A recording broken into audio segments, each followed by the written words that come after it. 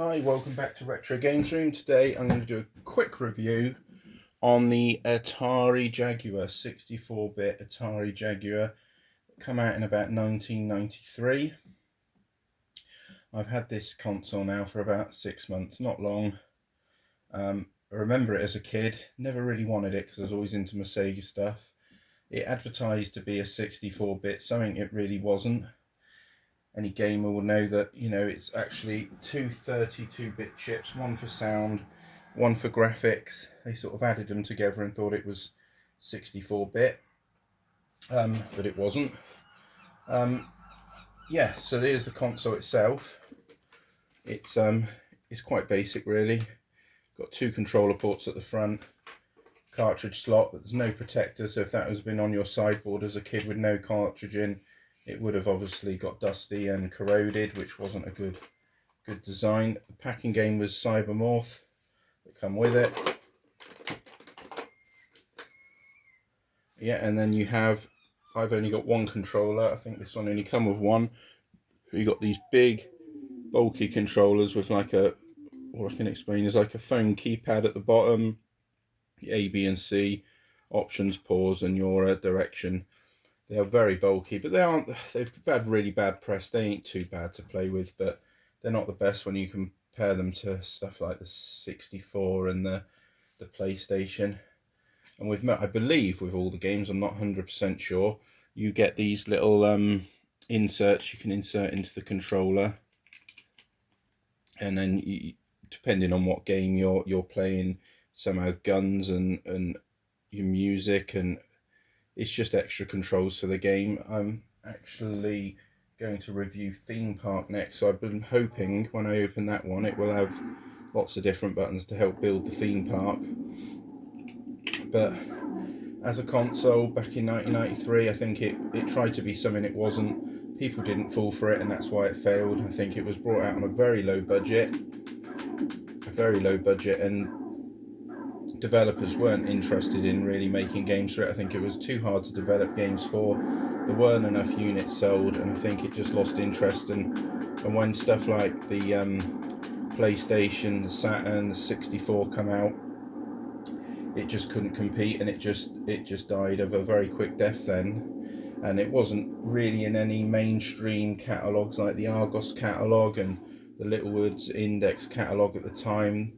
They didn't really interested, so it was more online order, and I think some places like Curry's and Dixon's sold it, but you need to be in the Argos catalogue back as a kid when you're circling what you wanted for Christmas, and the Atari Jaguar never made it in there, so I think that didn't help matters. But it did feature on some of the old stuff like Games Master programs and stuff, and it just never took off. But the controller port itself, if you can see, it's got these little pins that on a lot of them on eBay, I've seen a few, they're selling them with faulty because they're bent, so they do look very fragile. So as a kid, if you've thrown it in too quick, obviously they bent, so you've got to be very careful when plugging your controller in that it doesn't bend. But the main thing with it is just the graphics. I mean, this was advertised as a 64-bit console, and it looks no different to playing a Sega Mega Drive or something like the Super Nintendo playing Star Wing. I think really you wouldn't know the difference graphic wise.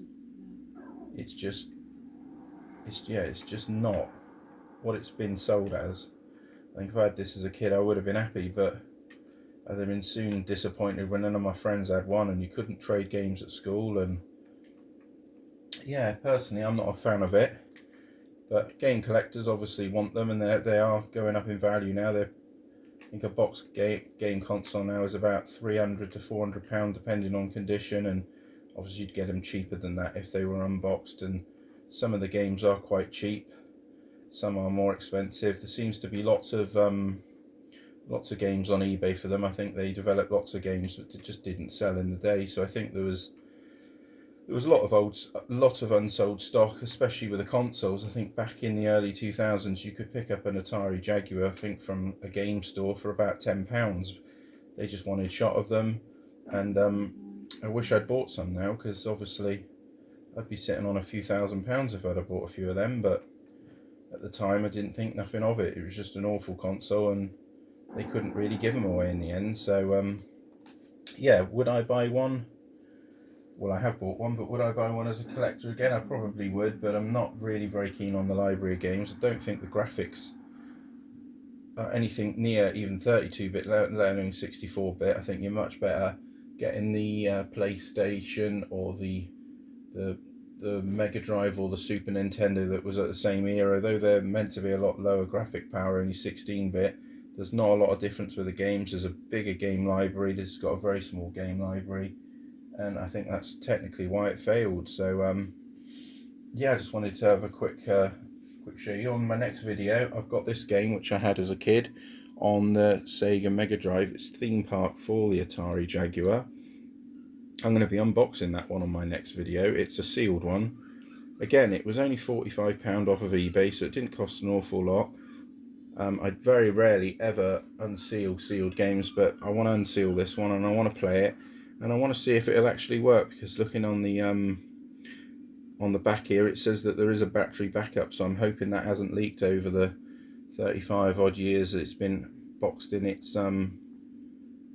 box. And yeah, I'm hoping it will still work, because I'd be gutted if it doesn't. But yeah, on my next video I'm going to open that and see if that can save the Atari Jaguar for me. But buying one as a game console to play today, I wouldn't bother with it personally. I think it's a lot of money for not a lot, but you know, it's a rare console now, that's why they're more expensive. There's not many of them. Probably a lot of them got binned earlier in the 90s and the early 2000s. They just didn't take off, and I think that's why the values of them are rocketing and going up now, especially the boxed examples like I've got. And mine is pristine, to be fair. It looks like it's barely ever been played, to be honest, so you would think it's brand new. So yeah, join me on my next video, which will be unboxing the Theme Park game for the Atari Jaguar. I'm going to put that in. I love Theme Park for the Mega Drive, so we'll see how that plays. I won't have a clue on the controls, so yeah, that will be a learning curve for both of us on that one. That's if it does work with that battery backup. I'm hoping it does. So yeah, I'm sorry about the gap in the videos. I've been really busy with work and stuff, but yeah, and it's very hot at the moment, so I thought I'd take 5 minutes out just to do this. Next video we're going to unbox Theme Park, so if you haven't already, please subscribe and leave a comment, and please give me a like. It's all much appreciated. Thank you.